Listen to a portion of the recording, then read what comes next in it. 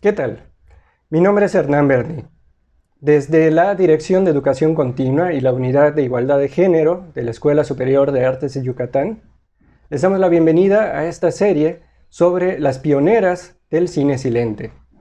Durante la investigación que hicimos para la serie anterior sobre el nacimiento del cinematógrafo y los primeros años del cine, descubrimos que había un personaje escondido en un párrafo en uno de los libros de historia de cine que consultamos.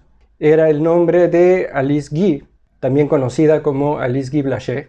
Ella aparecía solamente en un párrafo, mencionada un par de veces, como la cabeza de dirección de la compañía Gaumont, que fue por mucho tiempo la productora de cine junto con la Pathé más importante en Francia y en el mundo en cuanto a producción cinematográfica, sobre todo en estos primeros años de finales del siglo XIX, principios del siglo XX.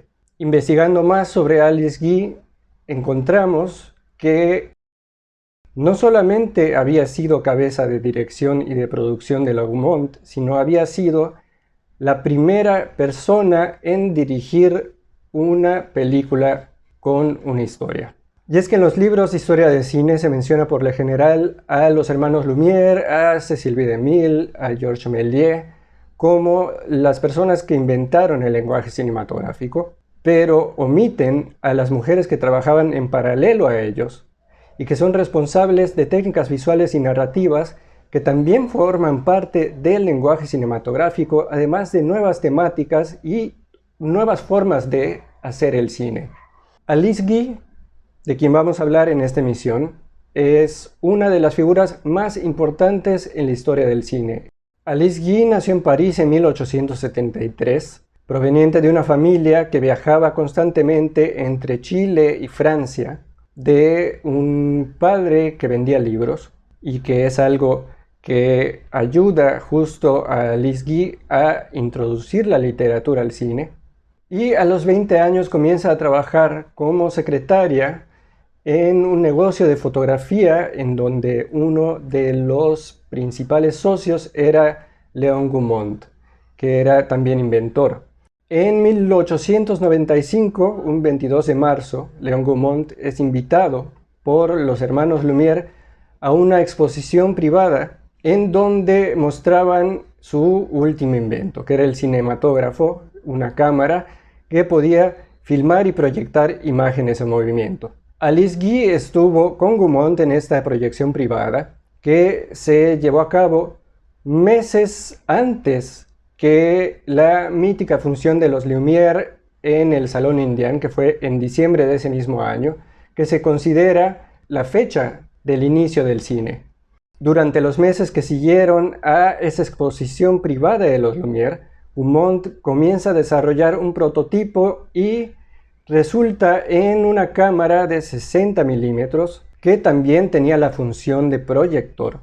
Y él lo veía como un instrumento, como los Lumière también lo hicieron en ese momento, más científico que para entretenimiento. Y las primeras proyecciones eran prácticamente demostraciones para poder vender el aparato.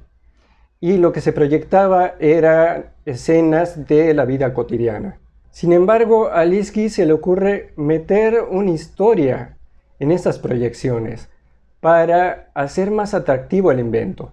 Ella le propone a Gaumont hacer este pequeño experimento y él accede con la única condición de que ella no descuidara su trabajo como secretaria. De esta manera, Alice Guy hace la primera película con narrativa en la historia del cine. La película se llama El Hada de las Coles y se hace en abril de 1896. Esta cinta consistía en una escena muy simple de un hada sacando bebés de las coles, en donde usaba a bebés de cartón y a un bebé real en algún momento. Y si bien fue creada expresamente para mostrar a los clientes de Gaumont lo que una cámara de cine podía hacer, ahora se erige como la primera película en la historia del cine. Con el éxito del Hada de las Coles, la casa Gaumont se vuelca a la producción cinematográfica y ya no solamente se dedica a fabricar y vender aparatos para hacer cine. Y Alice Guy queda como jefa de producción de la compañía. Y ahí dirigió, produjo y supervisó casi 600 películas que duraban entre 1 minuto y 30 conforme fue avanzando el tiempo y la duración de las películas. Y su preferencia por filmar en locación, a diferencia de otra gente que hacía cine, que la hacía en estudio en ese momento, le da a estas películas de la Gaumont una sensación contemporánea. Y a partir de ahí su lista de logros es notable. Alice Guy fue la primera persona en dirigir una película con sonido sincronizado, utilizando el invento de Léon Gaumont llamado el cronófono, y esto fue décadas antes de que se produjera la revolución del sonido convencional. Alice Guy filmó entre 140 y 150 de las entonces llamadas fonoescenas, en las cuales cantantes, actrices y actores de finales del siglo XIX y de la primera década del siglo XX cantaban arias de ópera, hacían monólogos, y estas fonoescenas se vuelven muy populares, especialmente en los salones de baile de la época, ya que Alice combinaba lo que entonces se llamaba como cine viajero, que se aprecia en películas como el bolero, como tango, con la danza y la música. Y a la par que esas fonoescenas, Alice Guy continúa haciendo cine con un repertorio vasto explorando lo que aún no se conocía como géneros cinematográficos. Hace comedia, hace fantasía, hace dramas e incluso una cinta épica religiosa llamada La vida de Cristo en 1906. Esta fue una de las producciones más ambiciosas en el cine en ese momento, que incluía la cifra hasta entonces no vista de 300 extras y 25 escenarios diferentes.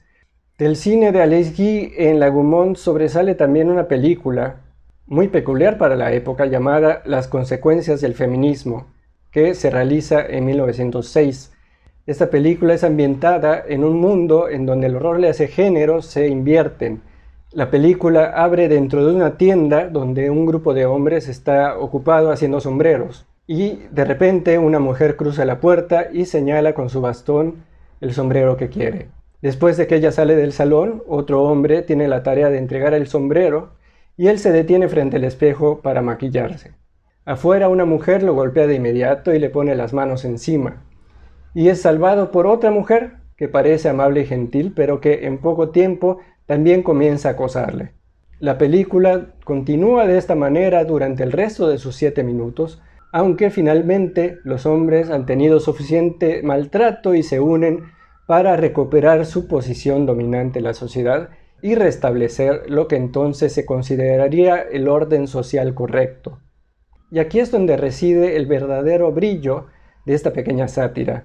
Con el final se admite que la mitad de la población del mundo estaba sujeta a un trato injusto. Aún no podemos saber con certeza si la intención de Alice Guy con esta película era simplemente entretener a la audiencia mostrando a los hombres actuando como mujeres, aunque el título sugiere que hay más en su visión, y que es tal vez una parodia de lo que la gente temía que sucedería si las mujeres obtenían más derechos. Y al mostrar a los hombres peleando juntos al final de la película, Guy parece estar afirmando por qué era necesario el feminismo. Con su experiencia, Alice Guy ayuda a formar la base de la gramática y la estructura del cine. Ella alentó a sus actores hacia un estilo más moderno, pidiéndoles que sean naturales en lugar de posar ante la cámara. Ella fue de las primeras personas que hicieron evolucionar el cine de atracciones y de postales propio de los hermanos Lumière a un cine narrativo y con una potencia emocional y social importante. Fue también una de las primeras personas en innovar en los planos, llegando incluso a acercarse al primer plano o al close-up en la película de 1906, Los deseos de Madame. A principios de 1907, Alice Guy renuncia a su puesto como jefa de producción de la Gaumont en París, aunque no termina su relación comercial con Louis Gaumont. Alice se casa con Herbert Blanchet, que era un camarógrafo que trabajaba para la Gaumont británica, y 3 días después de la boda se mudan a los Estados Unidos, ya que Leon Gaumont había enviado a Herbert a Cleveland para comenzar una franquicia del cronófono.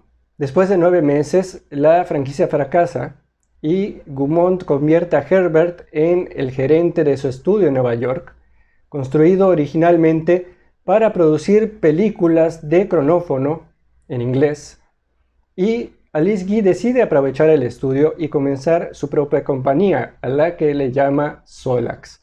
Después de un año, la Solax ganaba dinero suficiente para que Alice Guy construyera su estudio propio, mucho más grande, en Fort Lee, en Nueva Jersey, el mismo año en el que nace su segundo hijo.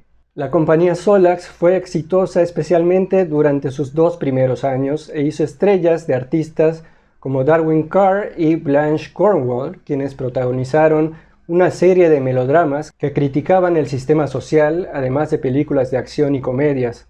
Pero quienes realmente dieron vida al genio cómico de Alice Guy fueron Marion Swain y Fronnie Fronsholt, que protagonizaron Una casa dividida en 1913 y Límite de velocidad matrimonial también en ese año.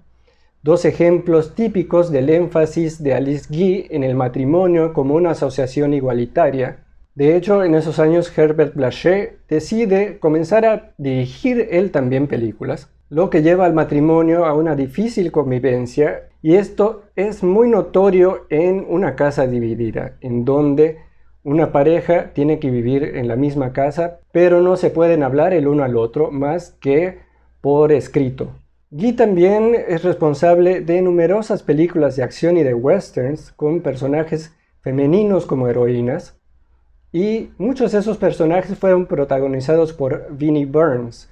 Guy entrenó a Burns para hacer sus propias acrobacias en las películas de acción como Dos pequeños guardabosques de 1912 o la que es considerada la obra maestra de Alice Guy en la Solax, que es El triciclo de Dick Washington y su gato de 1913, para la cual la directora hace detonar un barco real. Todo esto convierte a Alice Guy, que ya era conocida entonces como Alice Guy Blaché, en la primera mujer en comenzar su propio estudio de cine, además de ser la primera persona en tener el crédito de producción y producción ejecutiva.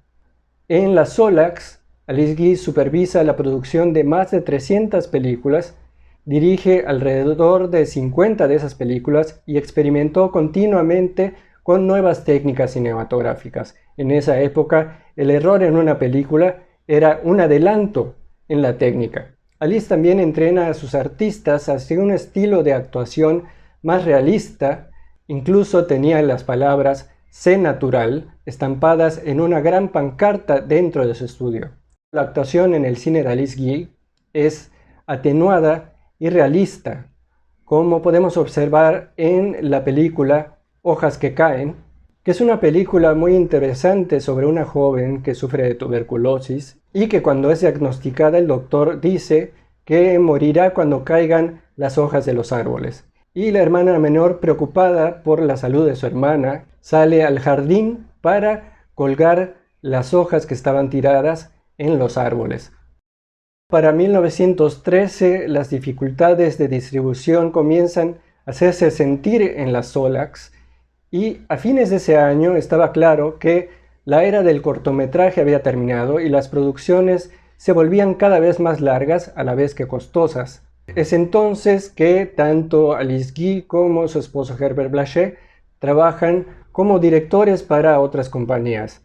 Por ejemplo, la película El océano abandonado para la Golden Eagle, que era propiedad del magnate William Randolph Hearst, que se estrena el 2 de noviembre de 1916.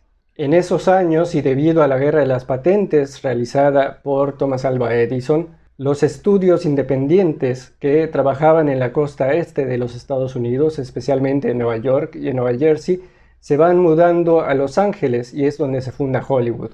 Herbert Blaché se muda a Hollywood, deja a su familia. Meses después, Alice Guy se muda también a Hollywood, en donde trabaja como asistente de dirección en La Divorciada, para la Metro en 1919, hasta que finalmente la pareja se divorcia en 1920 y 2 años más tarde, después de subastar los estudios Solax de Nueva Jersey, Alice Guy decide regresar a Francia, donde en los siguientes 30 años da varias conferencias sobre cine y escribe artículos para revistas y novelizaciones de guiones cinematográficos, aunque siempre usando varios seudónimos masculinos.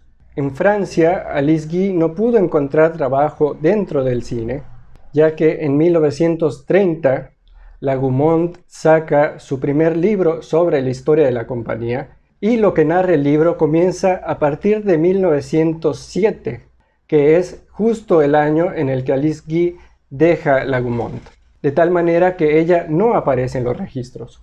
Y dependiendo ya económicamente, sobre todo de su hija Simone, Alice Guy, que para entonces se hacía llamar Madame Guy Blaché, regresa a los Estados Unidos para obtener copias de sus películas con la esperanza de poder usarlas para encontrar trabajo como director en París. Pero de sus más de 1000 películas, Alice no pudo encontrar una sola impresión. Y esto era muy común durante la época del cine silente, ya que en un principio nadie hubiera pensado que las películas se convertirían en un fenómeno cultural y que la preservación de la historia del cine sería importante. Se estima que el 90% de todas las películas mudas hechas en los Estados Unidos se han perdido. Los negativos eran destruidos una vez que la cinta se estrenaba, ya que se trataba de impresiones de nitrato, y el almacenamiento era a menudo muy peligroso. El celuloide era muy inestable y se incendiaba cuando no se mantenía en las condiciones adecuadas. Y desafortunadamente para Alice Guy y para muchos otros cineastas de la época del cine silente en todo el mundo, la mayor parte de su trabajo desapareció. Solamente quedan alrededor de 130 de sus películas, aunque el proceso de búsqueda todavía continúa. A fines de la década de 1940, Alice Guy escribe una autobiografía publicada en francés hasta 1976, casi 10 años después de su muerte, y que fuera traducida al inglés una década más tarde por su hija Simone, su nuera Roberta Blaché y el guionista Anthony Slade. Alice Guy Blaché estaba tremendamente preocupada por su inexplicable ausencia del registro histórico de la industria del cine.